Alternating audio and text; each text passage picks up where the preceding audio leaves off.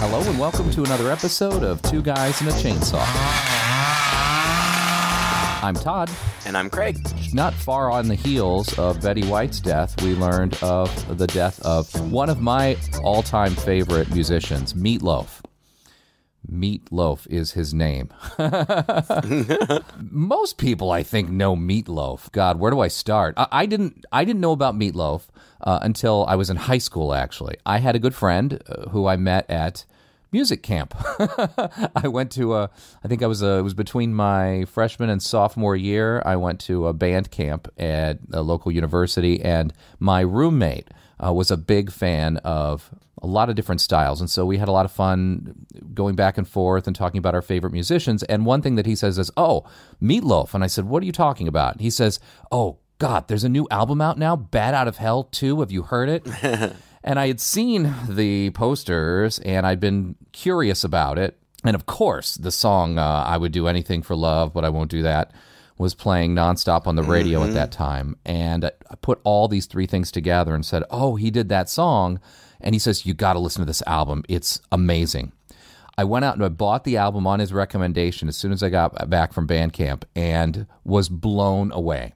The style of music on there was just unlike...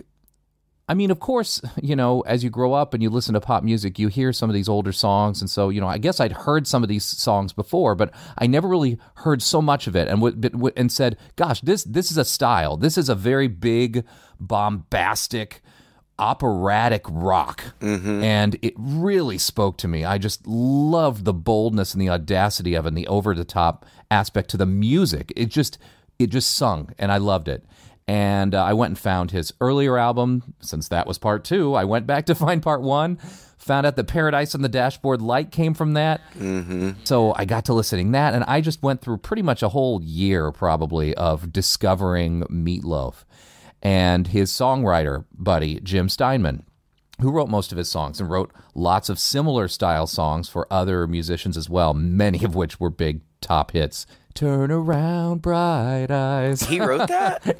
Oh, God, yes. Yep. No Original idea. Sin for Taylor Dane. Jim Steinman, his songwriting buddy, wrote this. And, Gotcha. Meat Loaf and Jim were almost inseparable, really, from a creative standpoint. Jim wrote most of his most popular songs. Jim Steinman and Meat Loaf met while Meat Loaf was involved in musical theater.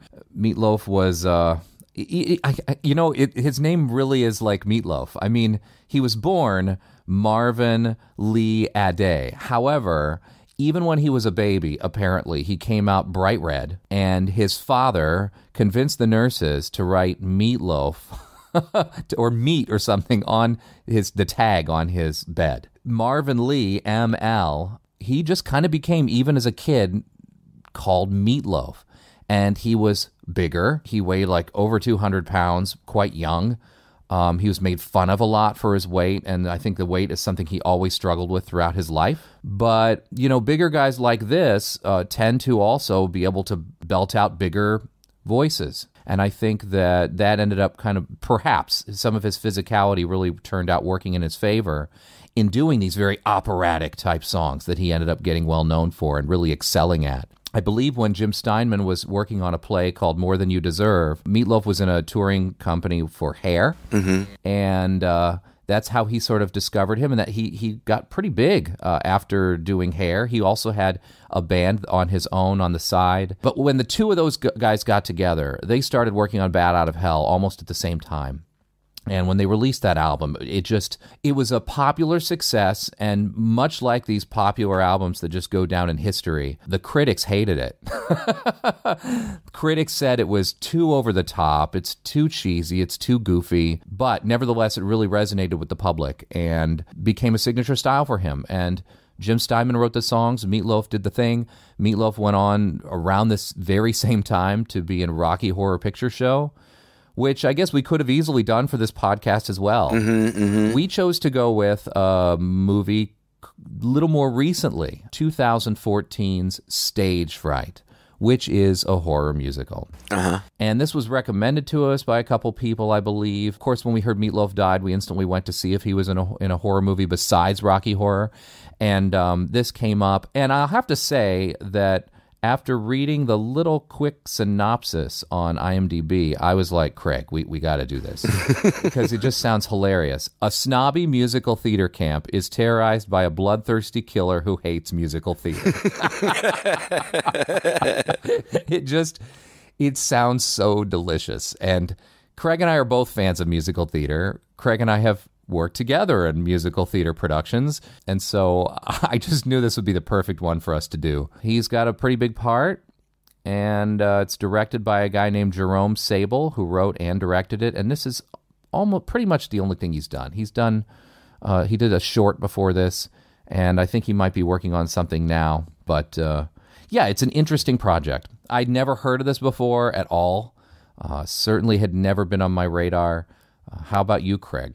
I had heard of it, and I had seen the poster, and I knew that Meat Loaf was in it, and I knew that it was a musical. I don't know why I never got around to watching it, because I hadn't seen it before we decided to do it. And another reason that I'm surprised I haven't seen it is because I really am a Meat Loaf fan. Like, Bat Out of Hell was a huge, enormous part of the soundtrack of my childhood. My parents, my aunts and uncles loved it. I mean, it was playing all the time. Reading about the guy today, I was surprised that that was so successful. And then he pretty much went largely ignored in the United States, like throughout all of the 80s. Like, he was still releasing albums, but they weren't charting in the States. They were doing well in Europe and in Asia, but not here. And he even had a huge hit, I think, in Europe, a duet with Cher that didn't even get airtime in the United States, which I don't really understand. Those are two iconic performers. I don't know how that went ignored. But his big comeback with Bat Out of Hell 2, I think when we were in high school, Yep. I would do anything for love, but I won't do that. And I remember that the song was great. The music video was cinematic. It was like this huge Beauty and the Beast thing. Like, Yeah. oh man, it was really good and it was really cool. You know, the guy had some, I don't know if you want to call him political. It's not necessarily political, but he had some stances that I don't necessarily agree with. He was a climate denier, and he had kind of an anti-vax stance or whatever. These are things I'm not thrilled about, but whatever. You can't deny that he just had an amazing talent, and I can attest to that because when I was in college, we used to do karaoke all the time. They had, local bars did karaoke, and we were there, you know, at least once a week through most of college, and girls would always ask me to sing Paradise by the Dashboard Light with them, and I love that song. And I would get up on stage with these girls, and I would start singing, and I'd get about halfway through, and I'd be like, every time I'd be like, oh my God, I forgot. This is a fucking hard song. Like, you get into the last part and I'm screaming my head off. I mean, most of his tunes, really, if you're going to try to sing along, you got to have a range. Yeah, he has a huge, amazing range and a huge top range. You'd look at this guy and you'd think he's probably a bass. He's this big masculine guy, and he had this amazing tenor that's difficult to replicate. And you know, even in Rocky Horror, his song "Hot Patootie," that song is high. Yeah, and he nailed it, and he's great in that movie. And you're right, we could have done that movie. It just seemed too obvious. Yeah, exactly. Too obvious for us. And you know, I think of him almost like an opera singer. I think his music was very operatic. Jim Steinman described it as Wagnerian rock. That was kind of what he was going for. And he also had a very theatrical approach to the music itself. It is bombastic, it's operatic, it's big, it's loud, but it's also goes in different places. It's highly emotional and clever even in the lyrics. But just like you mentioned, this epic music video, which is like Beauty and the Beast, and the song also lasts like 10 minutes or something. Oh yeah, for all, if anything you can do for love, I won't do that. I was reading that an interview with the writer, director, and producer of this film, Stage Fright, who talked about meeting Meat Loaf for the first time. And he said that you would think that, he said there was a piano in there, we had brought some songs, and all that, and we did end up going through a little bit. But he said you would think that we just sat down in there and planned out, okay, well, we're going to play this, and we're going to sing this, and you're going to sing that. But no, he said first and foremost, he was interested in the character. Mm-hmm. He wanted to know, who is this guy? What's the emotional aspect of it? And it just makes sense because he said, this is how he approached his music, was very theatrically. What is the emotional content behind the songs? And not can I hit the notes, but what do I need to do to bring that power to it? And it shows. I think this was part of the critics' problem. They said this is too much. It's like the musical theater of the rock world. We're all just going to kind of chuckle at it and laugh at it, put our noses up at it. But you guys are being totally cheesy.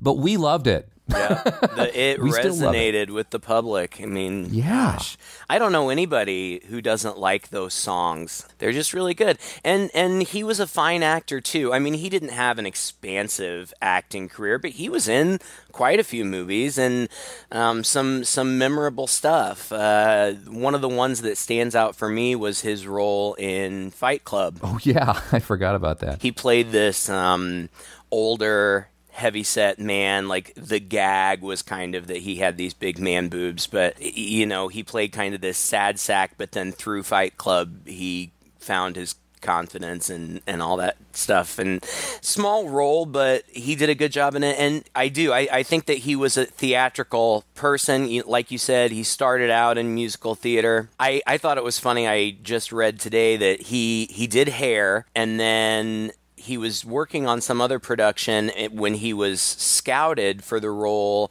in Rocky Horror. And he went and he was doing all of the rehearsals, but he didn't know how sexual it was in nature until Tim Curry arrived on set in full costume and did Sweet Transvestite.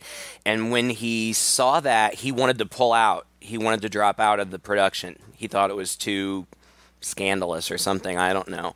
But the director talked him in. And I think we're talking about the show. I don't think we're talking about the movie at this point. Correct. Yeah, he did the show first. Right. But the director convinced him. He said, just wait until opening night. Just do opening night and let's see what happens. And the crowd just went absolutely wild, and seeing their reaction convinced him to stay. And then, of course, he reprised the role in the film, and that movie is iconic in its own right. But this movie, I don't know what to say about this movie. Yeah. We joked when we were talking about doing it that this will only be the second horror musical comedy that we've ever done. The first one being Anna and the Apocalypse, which both of us really enjoyed. I didn't know I had no idea. I had never seen a trailer. I knew nothing about this. I didn't know what the tone was going to be. And then I started watching it, and it's also funny because Minnie Driver is in this movie, and she's given top billing. Mm-hmm. And she's in like the first 5 minutes. It's like a fake out, like at the beginning of Scream. It's the Drew Barrymore moment. Mm-hmm. Yeah. Right.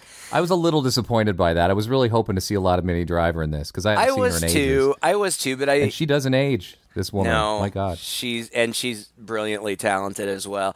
It opened up. I mean, I kind of knew right from the beginning that we were getting into something. We were getting into something when there was a scroll at the beginning that the following film is based on true events. Out of respect for the family and friends of the victims, names have been changed, but the musical numbers will be performed exactly as they occurred. And I thought that was pretty hilarious. That was funny. And it starts on what looks like a stage or kind of backstage, and there's this guy in a tux, and there's this masked killer like in the shadows, and he stabs the guy. But then it turns out that this is all a theatrical production. It's an opera, and Kylie Swanson, played by Minnie Driver, is the ingenue. And she's starring, and she sings this big aria, and her 2 young children are watching from the wings with Meat Loaf. His character's name is Roger McCall, and he is the producer of the show, I think. Yeah. But I think it's also suggested that he's also Kylie's boyfriend? Either maybe? boyfriend Lover? or husband. Yeah. Something. But anyway, after the show, it's a huge success. The audience loves it, and she kind of talks to her kids after a little bit. She autographs a photograph for her daughter, and she writes some cheesy thing on it. I don't know, like all life's a song, so sing or something. I don't know. The girl sings that line several times. Mm-hmm. But then the daughter, Camilla, wanders out on stage and is kind of singing on her own, but she sees a masked figure in the balcony. And then it cuts to black, and we go back into Kylie's dressing room, and that masked figure comes up behind her, and she's talking to him as though she thinks it is a lover, and she's like, oh no, we can't do this here. But he's like caressing her, and then he stabs her in the throat and in the mouth, and it's brutal. It's horrible. The violence and gore in this movie, this ends up being a cheesy movie, but the violence and gore in this movie are intense and definitely qualify it as a horror movie. Yeah. It's a real interesting tonal choice. I read that Minnie Driver, when she was doing ADR for this, which is, just kind of dubbing for that particular scene, and they were doing extra sounds, she couldn't watch it because it was so violent. Even though she did the stunt work there, like she was wearing the appliances and all that. She couldn't actually watch it because it was so violent. It is very violent, very bloody, and to see somebody stabbed in the throat and through the mouth with a giant kitchen knife, very visceral and upsetting. Brutal. The thing, I didn't know this until after I had watched the movie, because I didn't read anything about it beforehand, because I didn't want anything to be spoiled, but something that I was really impressed by. This is a full-blown musical with lots of singing, and Minnie Driver sings this aria in the beginning that's very high, it's very operatic, and I read that the performers all did all of their singing live. It's crazy. And that is crazy. Like, that's virtually unheard of. You always record the singing and then lip sync the the filming. I mean, that's pretty standard. For all of them to have been singing live, that in and of itself is impressive. And I don't know, I was asking myself, did I know that Minnie Driver sang? I don't know if I did or not. Like, somewhere in the back of my head, like, I feel like I knew that, but it was impressive. She's gorgeous. She had a lovely voice. She's killed off right there in the beginning. Well, and she was in the film version of Phantom of the Opera. Oh, that's right. That's right. She played Carlotta, correct, who was like the main diva that the main girl ends up replacing, the one that the Phantom wants to perform the diva role. Correct. And this musical that within the movie that she's singing is called "The Haunting of the Opera" or "The Haunting of the Theater," right? Something like that. The Haunting of the Opera, right? And it's very clearly a parody. It is Phantom of the Opera, basically. They just don't use Lloyd Webber's. They wrote their own version of it, but that's very much what it is. They write it similar, like it's clearly nodding to it, like similar style, some similar chord patterns. It's kind of cute, actually, how they're trying to mimic it a little bit. It is cute. After that, after the brutal murder, a teenage Camilla, played by an actress named Ally McDonald, who I don't know and hasn't been in a ton of stuff, but she looks so much like Dakota Johnson that it was just distracting to me the whole time. Yeah, me too. She wakes up in a sweat like she has dreamed, these events, or like they're haunting her or whatever.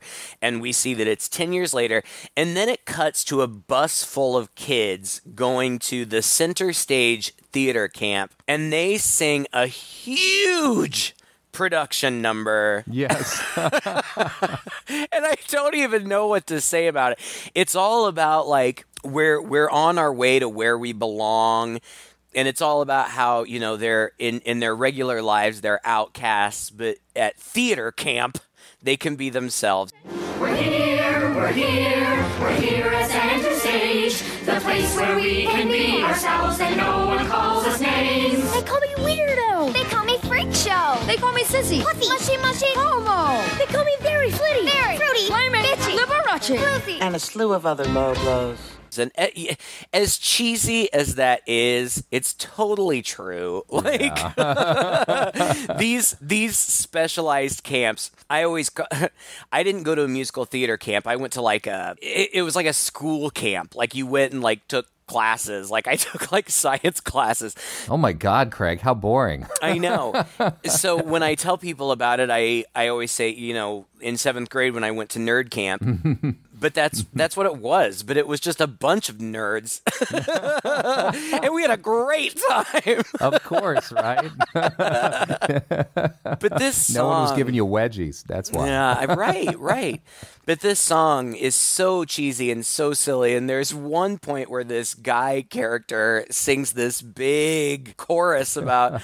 I'm gay, but not in that way. Musicals move me and touch me in ways I can't say. He's gay, but not in that way. I sleep with women, but musicals make me feel gay.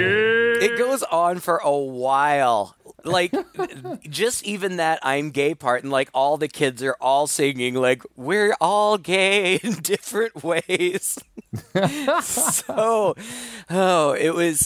like, up until that point, I'm like, oh my gosh, this is really cheesy. I don't know. And then when it hit that part, I'm like, okay, like, they are clearly going for the cheesy. And so Cheesy, silly. if I, you know, I'm just going to go ahead and get on board with it and enjoy it for what it is. And ultimately I did. It's really silly. And I have to say, I was talking, you know, last night about it to my partner last night. And I just said, you know, my biggest complaint about the movie, I don't mind at all that it's a musical. I really enjoy musicals. I just didn't really find the songs all that good. No. Agreed. You know, when we did Anna and the Apocalypse, There's some really good songs. right after we were done, I downloaded that soundtrack. Like, I listened to it. Like, there's really, really catchy numbers in that movie. These are more like book numbers. Yeah. They're not really like breakaway pop hits. I also felt like the staging was not very inspired most of the time either. You know, I don't know. think- It was fun. You know, in this big number, and especially since it's a lot of kids. It's the best. Yeah. It's the best.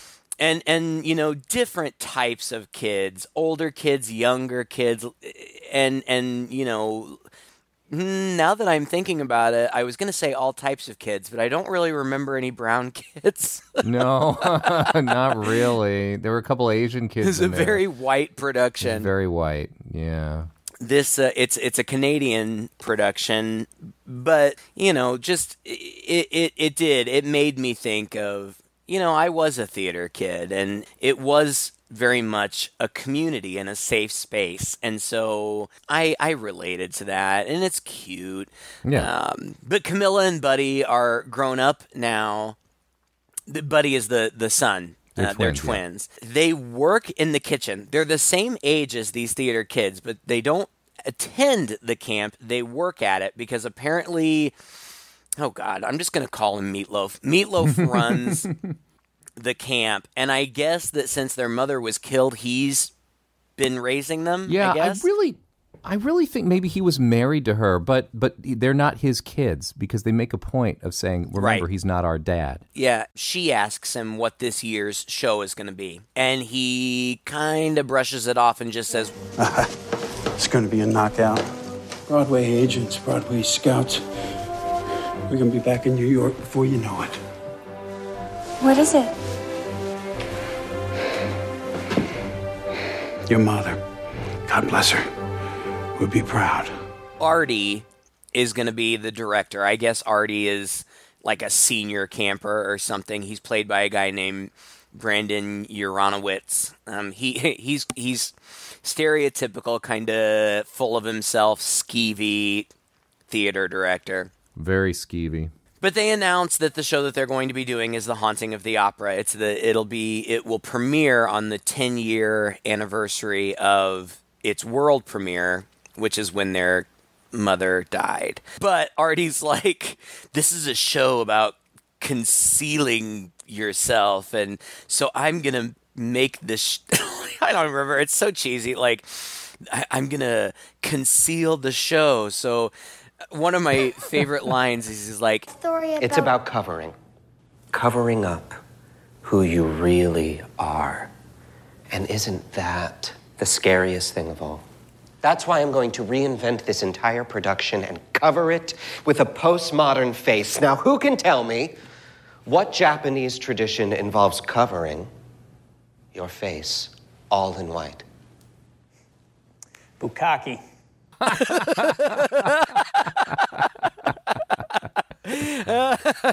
and somebody else is like, Kabuki.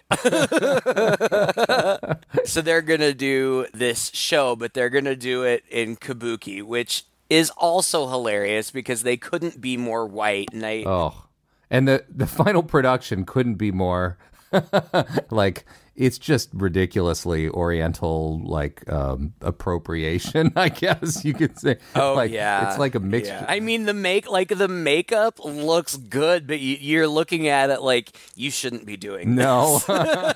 definitely not. this big pagoda on the stage and this font across it that's that old like 1950 style Oriental font, you know. I mean, it's just bad, but I guess that's part of the joke. Yeah, I guess. But Camilla, everybody calls her Cam, so I'm going to start calling her Cam. Cam decides that she wants to audition. Meanwhile, we see that apparently the killer or a killer is there at the camp. He's like living behind the walls. He has like this lair with all of the kids' headshots on the wall, and he's just angry all the time. And he's like bitching. He's a rocker killer. Like everybody else is musical theater, and he's like rock and roll. He's like heavy metal. I think the first thing he says is shut your f***ing mouths. And then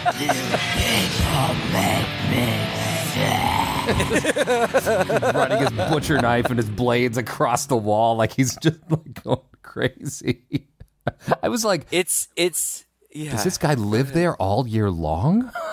Well, has he been there for the last 10 years? Right. I was what? What's going on? What is happening? It's crazy.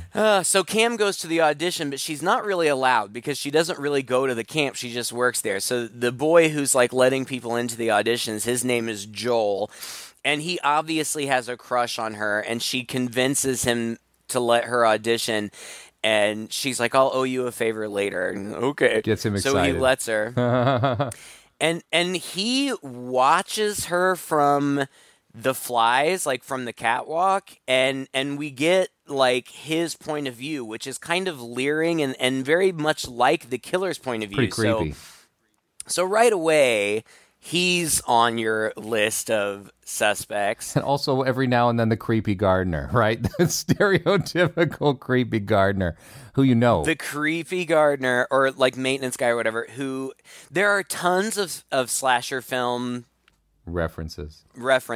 And this guy is Freddy Krueger. I mean, there's one point where he's sweeping the stage with, you know, a big broom and like looking to the side. It looks exactly like Robert Englund or even Wes Craven, you know, as Freddy Krueger is sweeping. Yeah. And his name is Higgins. That's my name too. Oh, how nice.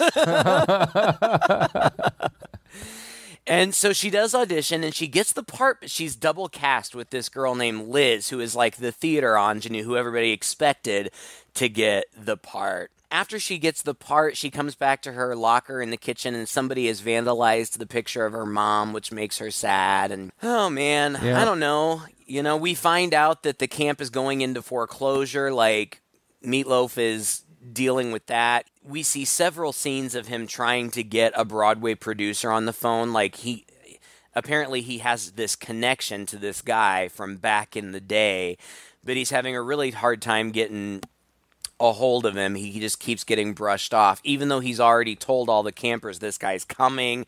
He's a Broadway producer. He's going to be here to scout. And so then we just jump into the making of the play, and Artie, the skeevy director, immediately puts the move on Cam, and she rebuffs, but it becomes this cat and mouse thing where she keeps asking him who is going to get to play the role, since it's double cast, who's going to get to play the role on opening night, because that's the night that the Broadway guy is going to be there.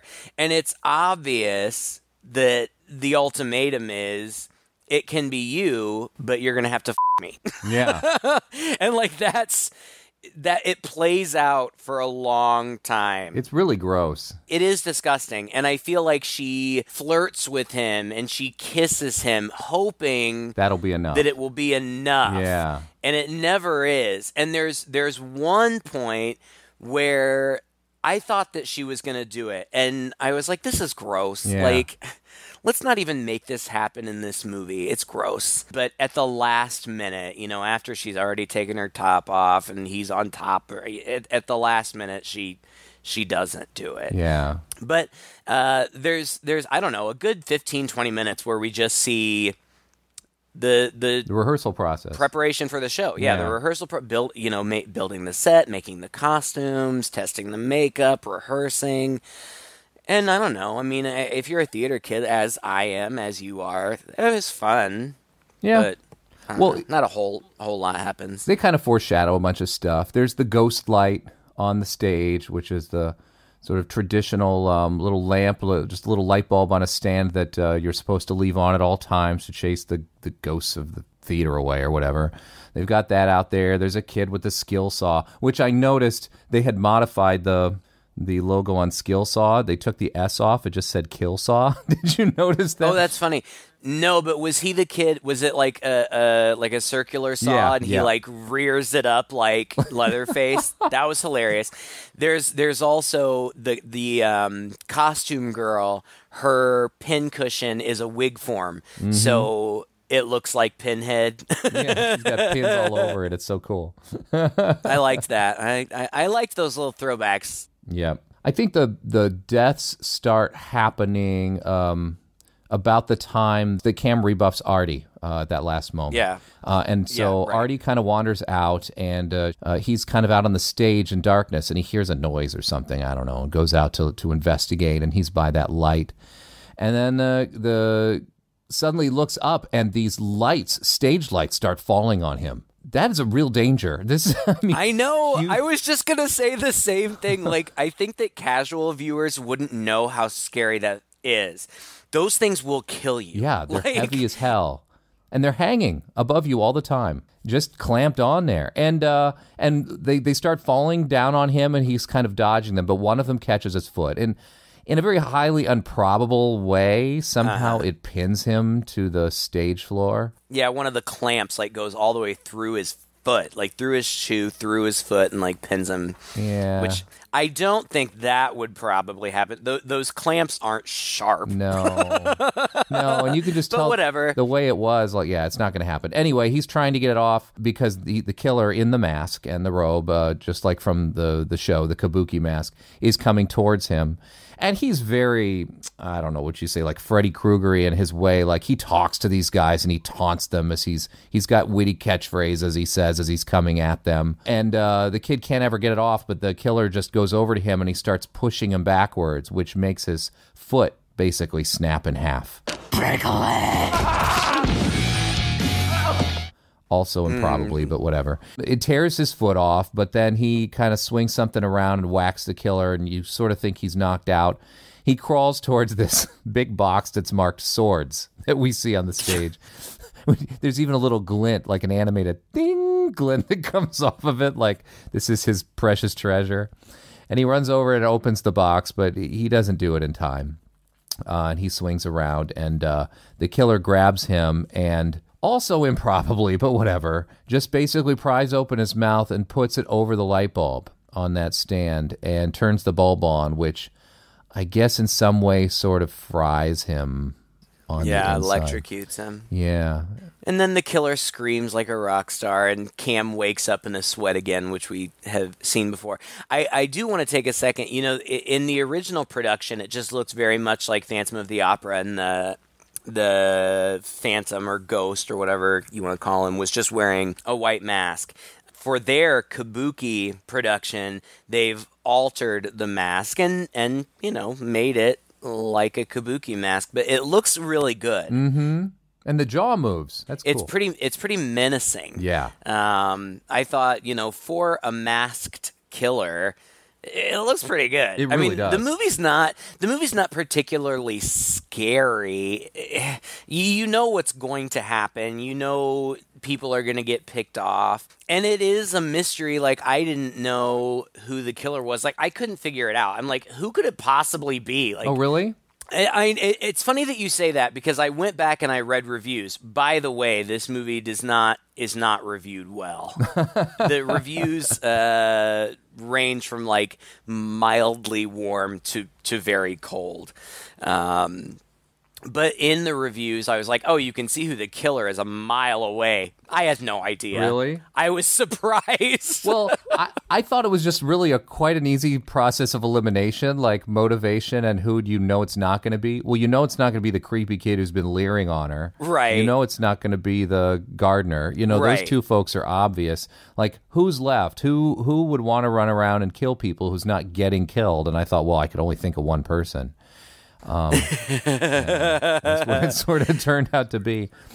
But they do. In hindsight, that makes perfect sense, but it just never occurred to me. And really looking back, I'm like, well, you're an idiot. Like, you should have been able to figure that out, but I didn't. That's how it's supposed to be, right? Yeah. If you look back and said, oh, that's BS, then they didn't do a good job. The camp is all abuzz the next morning, and Joel, who's crushing on Cam, asks her if she thinks it's connected to her mom. But at the same time, Roger, Meat Loaf, finally gets a call back from this producer who agrees to come. So he wants to keep everything quiet. He doesn't even want to report the death because it's opening night. Well, I was just going to say, maybe you're going to say this, but like he runs out and does a whole musical number where he has to convince all of the entire camp, just hold off on another day because I just got It's Meat Loaf's big number, right?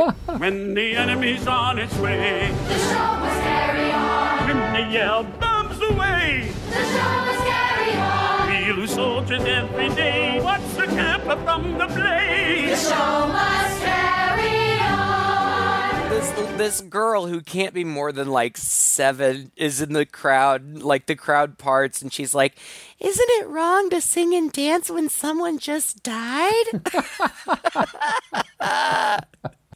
And then Meat Loaf sings a very inspirational song about theater, like getting them through the hard times, and like no matter how bad a day you've had, when you come out of that musical performance, you feel okay.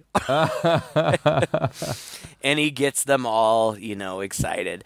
But Buddy, Cam's brother, he wants her to quit. He's like, this is dangerous, you know, look what happened to Mom. You and me, let's just leave. And she agrees, but she goes to tell Meat Loaf that she's going to be leaving, and he kind of talks her into it. He's like, you know, it's just one night. Your mother would want you to do it. So she agrees to stay. She tells Buddy, I will leave with you. I just have to do this tonight. Joel, the guy who's crushing on her, asks her not to do it. But the show must go on, and the audience begins to arrive. And then a metal guy gets his song. It's not a long song, but he's back in the shadows, and I'm pretty sure the title of his song is "Shut Your F***ing Face." Your musicals are such shit. His songs and his bits when he comes in are very much like they're basically like death metal, heavy metal, death metal, kind of growling, you know, screaming type stuff. Very much in contrast to everything else, which is very, you know, musical theater, Sondheim, Andrew Lloyd Webber type material. He has electric guitar solos. He reminded me of the killer from Slumber Party Massacre 2, just in that way, like I'm a serious rocker. Definitely more menacing than that guy. Yeah, that's true. But you don't see him very much until the end. In the end, he's more present. Well, that's part of what makes the movie not really scary, right? It's there's not a lot of stalking going on. It's just sort of very plot driven. This person's going to die. This person's going to die. This person's going to die. Like you said, you see it coming. You know it's going to happen. But it's brutal, though. Man, it's brutal. Yeah, and there are funny theater gags, like, this one girl is giving Cam all of these tips on, like, warming up your voice, and they're all the stereotypical things that we theater people really do. Like, people outside of the theater world, if they knew what was going on behind the scenes, they would probably give us wedgies. Be scratching their heads like, what? Like, yeah, we're just weird. Yeah. But anyway, so the show starts, and there's a cute moment where straight Sam, who is playing the masked killer, goes out and does his first number, and when he comes back, he's like so pumped after his number that he kisses David, the stage manager, and I was like, "Aw, young gay love, that's sweet." Yeah. Then he dies. I have in my I'm just going through my notes. My next note is Cam's costume is very titty. Yeah, they knew they really took the Jim Wynorski thing to heart. That breasts are the best special effects you can have. Breasts are the cheapest special effects you have, yeah. I thought she was going to fall out of it. Afraid she was going to fall right out, right? But she doesn't. She's fine. We see somebody pouring red paint in a bucket. For some reason, this killed me. Like, she picks up a paint bucket with a handle and pours it into a different bucket with a handle. To set it up Carrie style, and like they do the killer POV thing, so you kind of think it's the killer, but I was like, why would the killer do that? Like, the killer's just going to kill them. Yeah. Well, it's not the killer, it's Liz, trying to the sabotage. Other girl, the other right, and she sets it up, but then it doesn't happen, and then. Gosh, what happens? I guess Liz gets killed, right? Or no. Liz doesn't get killed. Gets pulled aside. Sam goes backstage, right? And he finds the costumer dead, and her head is full of nails, like somebody has killed her with a nail gun. And the killer grabs him from the back and screams, "Nailed it!" And then stabs Sam to death brutally. Yeah. Everything is just absolutely brutal. God. Because he's dead, Sam misses his next stage cue, which is supposed to be like the big finale aria, and so Kim scoots her way off stage. And then I didn't know what was happening, but somebody in the killer mask stumbles on stage and is just kind of stumbling around, and I could kind of tell that it seemed like they were bound. Like, that's what, like their arms were bound, and they were just kind of randomly stumbling around. But this just ends up ultimately being, Cam finds Sam, and then, gosh, what happens? David, the stage manager, who has said that he'll never go on stage because he has stage fright, he has to go on stage to try to keep the show going. There's another murder. The warm-up girl gets killed in the shower. It's not a shower scene. She just turns on the shower to steam the room for her voice, and then I guess it's hot enough to kill her. Yeah, I guess. Let me turn up the heat for you. Let me warm you up, is what he says. Yeah. And then Cam finds her. Gosh. The killer. Oh, so then the killer gets Roger. He knocks Roger out and he ties him up, and then he sings to him and has a guitar solo. And then Cam shows up and confronts the killer. This is all in the kitchen. The killer is singing to Roger and is getting ready to kill him, but then Cam shows up and confronts him and immediately takes off his mask, and the killer is revealed. Yeah. And again, I was shocked. It's Buddy. It's her brother. Now, I didn't want to spoil that earlier, even though that was just 5 minutes ago. But I was surprised, and I think that the reason I was surprised, now it should have been a tip-off that Buddy hadn't been around very much. Not at all. Like, they're twins, and they work together, and they were both there in the beginning scene. But once she gets involved with the musical, he pops in every once in a while, but not very much, and that should have been a clue. I think the other reason that I didn't suspect him is because this young man, is very handsome and, like, sweet looking. Like, he's got these baby blue eyes. And curls and stuff. Curls, yeah, and ultimately, his story is kind of tragic. It's sad. I mean, he's a brutal killer, but I felt bad for him. Yeah, I mean, I did too. I felt, well, anyway, yeah, I did feel bad for him, but I also thought all of it was kind of unrealistic. Buddy tells Cam, you know, he monologues, basically. This is why I'm doing this. And he says that Roger killed our mother. I saw it happen.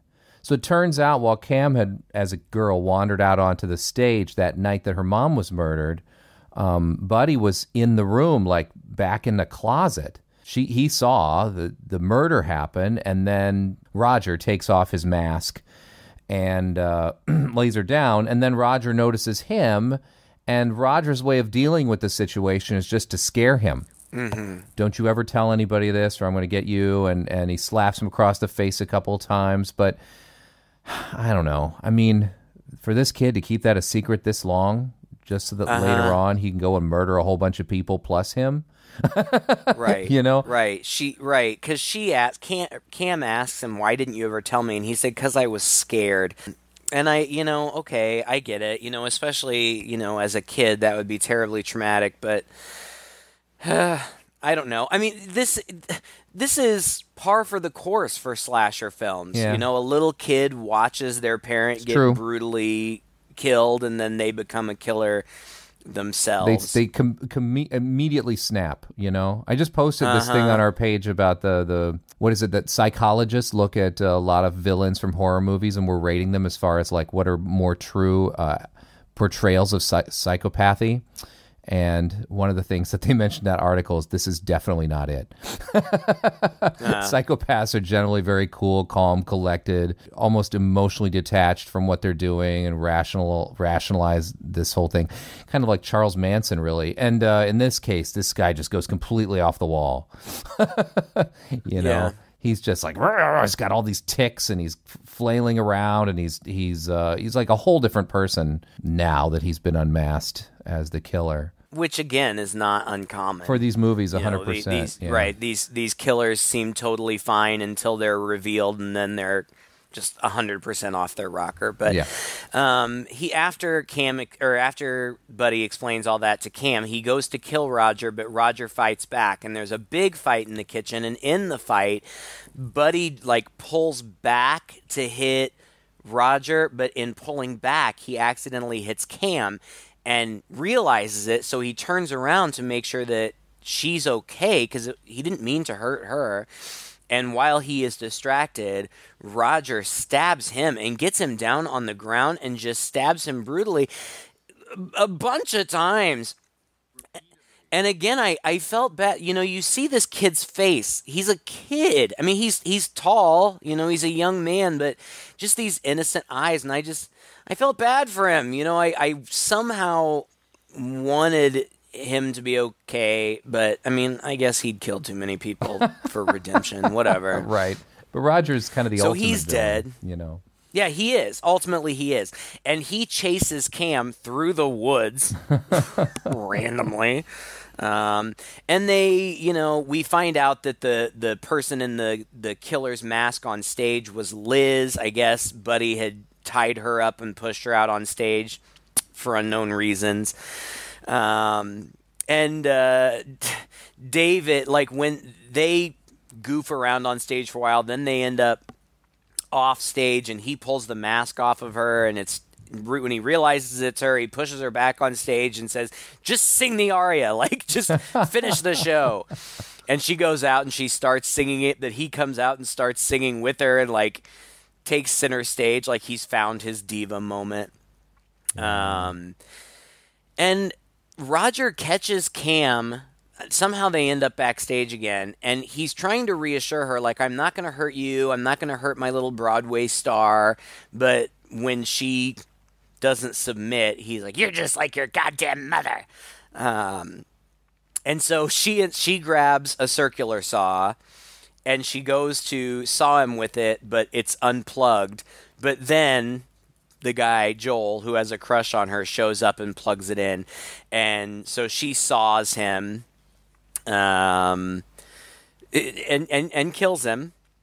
And somehow, in all this commotion, the bucket of paint gets dropped on Liz, and then Cam somehow stumbles on stage. Liz falls into her arms, and so they're just sitting there, both of them looking absolutely awful. And the janitor stands up and starts a slow clap, which leads to a standing ovation from the audience. Like, this was the end of the show. And, like, they're so impressed. And the producer is impressed. He's impressed. I don't know why, but I don't either. And then it cuts to black. Yep. And then it opens up, and I don't remember if it says how much later it is, but it's the opening night of the Broadway revival of The Haunting of the Opera. And why in the world would she want to participate in this again? I don't know. Well, it's because she's going to be famous, Todd. Oh, my God. Okay. I mean, you pretty much do anything to be famous. Outside, there's like entertainment reporters, and the main one is played by Dan Levy. Yeah. This would have been before all of his success, but I recognized him right away. I was like, woohoo! Because he's hilarious. I love him. And then Cam is in her dressing room, and she's kind of looking around like she's nervous, and then the killer breaks through the mirror and jumps at her, but then she like jump starts awake. I mean, she wasn't asleep, but it's like she imagined it. And then you just hear somebody from off screen yell places, and then it cuts to black again. It's like and that's the end. Phantasm ending or something like that. Yeah. Kind of weird. And I expected there to be, I just had this feeling that there would be a post-credits scene, and there's not really. But if you stick around until the very end, you hear the metal killer sing something. I couldn't make it out. Did you listen to it? Oh, it was crazy. I mean, it was all over the place. It was basically a revival of all of the songs in the musical, except in his metal form. And then towards the end, he was like, "Why are you still here? You're watching the movie. How did you get this movie? I hope you didn't pirate it. Pirating's wrong."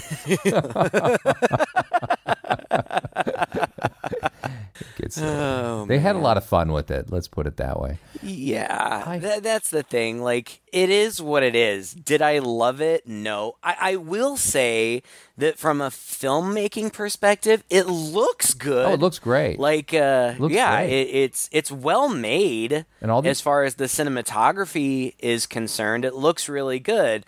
It's cheesy, but that's okay. Yeah. You know, like, to each their own. The comedy didn't really land for me. I didn't think it was awful, and I definitely laughed out loud at some parts, but those parts that I laughed at because they were so stupid. Yeah. But I felt like they knew what they were doing. Well, they did. They knew it was stupid. They were going for cheesy and stupid, but the comedy still has to land, right? Or else it just still feels a little lame. And I was just sitting trying to think of why didn't I really... Like, it had all the elements. I just kept comparing. Like, I walked away from Anna and the Apocalypse with a big smile on my face, you know? Yeah. And this one, I was just like, And I was trying to figure out why. And I think it was a couple things. Like you said, the comedy just didn't really land. I liked what they were going for, and there were some chuckling. There were even some laugh out loud moments. I thought that the running gag of the guy who's trying to pretend he's not gay was pretty funny. And that was about it, I guess. The killer was menacing, and the violence and gore. It's not just about how much blood there is, but it's just about how violent it is. And this movie's really violent in those places, which that's fine. Actually sometimes that works to have that sort of that shift in tone. And being a kind of, just to get off my soapbox a little bit here, I think that movies don't show violence. If they're going to show violence, like, make it real. So don't anything less runs the risk of glorifying it. You don't want this to look like, you can just stab people left and right and it doesn't really hurt. Like, this is right. This is good. It's in your face. So I like that, but maybe because there was no suspense. Yeah. Because like we said before, it's just kind of that, which we get with a lot of slasher movies, really. And the fact maybe that I had kind of guessed the killer a little early on, but that wasn't that big of a deal. And maybe it all just kind of came down to they were really going for this musical horror comedy, and the music just wasn't that great. Yeah, I have to agree there. And I think that was probably the biggest letdown. And none of it was quite good enough to overcome that for me. So I just kind of, and plus some of it was really dumb. Like, I think that the bit where they were stumbling around on stage. Oh, it went on for far, far too long. It went on so long, and it was really stupid. And then the audience's reaction to it, like, at some point they all start to get up and go. And I thought, yeah, that's exactly what I'd be doing. Like, I would have been doing that like 20 minutes ago. And I think that was supposed to be part of the gag, is that you cut back here and they're still stumbling around on the stage all this time later, but actually it didn't come across that way. It just came across as stupid. So yeah. Also, the ending kind of baffled me. What was the implication that critic, Victor or whatever, was he like having some kind of thing with her? When she was performing in the show, he was leering at her lustfully. Yes. And then at the end, it seemed like he was very friendly with her. Like, I don't know. I don't know. Makes a suggestive remark and gives a wink and stuff, almost as though they had this agreement. I mean, it almost felt back to the director, earlier. Yeah, that's what it feels like. And I was like, well, that's a really weird way to end this. I just got icky all over again. And I couldn't believe this girl who'd been through so much is going to be back in this show, and she's presumably screwing this guy who's clearly like the producer, twice her age. Right. Well, and there was also somebody mentioned earlier that her mother had a bad reputation. They said that she screwed every producer. Her nickname was the Great White Lay. So I don't know if they were insinuating that she was kind of following in her mother's footsteps in that regard. It was so yucky. I know this happens. I know it's the cliche. I mean, not just cliche. We know it is cliche. It does happen, but it's not as common as you would think. Yeah. Like, there are skeevy people, just as there are in any workplace. Yeah. And there are people who take advantage of a power dynamic, but it's not every director. It's not every producer. I've worked with dozens of directors, all of whom were very fine, upstanding people. It's a trope in cinema, and it does happen. But it was just weird to see it twice in this movie with the same girl, and especially at the end when everything's supposed to be resolving. So yeah, I just I didn't think it was horrible. Definitely not horrible. And like you said, very well made. It was fine. From a technical standpoint, but it didn't really float my boat. And I can see why a lot of people just didn't really care for it at all, to be honest. So yeah, I get it. I mean, I don't regret watching it. I didn't think it was awful. I thought it was fine. It was kind of fun. It was a nice, little... And Meat Loaf was great in it. Like, he clearly had He does a nice job. His character, he had it nailed. He's this just sort of... desperate kind of not mousy, but just sort of desperate guy, and he seemed very natural, very real. He's dynamic. Yeah. Like he seems, I don't know, kind of put upon throughout most of it, but then at the end, when his true colors are revealed, he's menacing. Yeah. And he can be. And he's a big guy. And when he gets aggressive, I would be frightened. So yeah, he does a good job. And I'm happy to pay tribute to him because he really was a very, very talented artist. When the news of his passing came out, Alan and I, over dinner, popped in Bat Out of Hell. And it had probably been God knows how long since I had actually sat and listened to that album. You hear the songs here and there. But it had been a long time since I had listened to that album. And I just kept saying, God, this is so good. Yeah. The Paradise by the Dashboard Light, Bat Out of Hell, 2 Out of 3 Ain't Bad is such a good song. So, we may not have agreed on everything, but I would never, ever challenge him on his talent. And it's too bad that he's gone. But as we always say in these tributes, how amazing to leave such a legacy. I mean, he'll be remembered far longer than we will. Yep. That's for sure. Yep. Well, rest in peace, Meat Loaf. Thank you so much for listening to this episode. If you enjoyed it, please share it with a friend. You can find us online if you just Google Two Guys and a Chainsaw Podcast. And just leave us a message with what you thought of this episode, maybe your favorite Meat Loaf memory, and any requests that you would like us to do in the near future. Just send them to our Twitter feed, or you can post them on our Facebook page, or drop a comment on our website at twoguys.red40net.com. And we will get to it at some point, usually. Until next time, I'm Todd. And I'm Craig. With Two Guys and a Chainsaw.